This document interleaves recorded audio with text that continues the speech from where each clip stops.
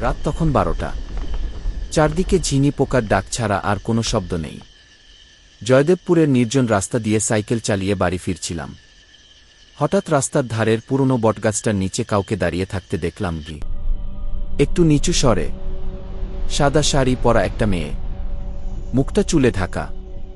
ভাবলাম হয়তো কোনো বিপদে পড়েছে। কাছে গিয়ে জিজ্ঞেস করলাম, আপা, কোথাও যাবেন? মেয়েটি কোনো কথা না বলে আমার পেছনে সাইকেলে উঠে বসল। সাইকেলটা হঠাৎ ভীষণ ভারী হয়ে গেল, যেন কয়েক মনের কোনো পাথর চাপানো হয়েছে। ভয় মিশ্রিত কণ্ঠে। পেছন থেকে একটা পচা গন্ধ ভেসে আসছিল।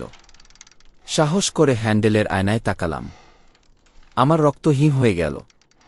আয়নায় কোনো প্রতিচ্ছবি নেই, সিটটা খালি। কিন্তু পেছনে তাকিয়ে দেখি সেই সাদা অবয়বটা এখনও বসে আছে এবং তার পা দুটো উল্টো দিকে ঘোরানো। দ্রুত ও হাঁপাতে থাকা কণ্ঠে আমি প্রাণপণে প্যাডেল মেরে সামনের বাজারের দিকে ছুটতে লাগলাম। যখন আলোর নিচে পৌঁছালাম, পেছনে তাকিয়ে দেখি কেউ নেই। শুধু সিটের উপর পড়ে আছে একগুচ্ছ বুনো ফুল, যা থেকে সেই বিশ্রী পচা গন্ধটা আসছে।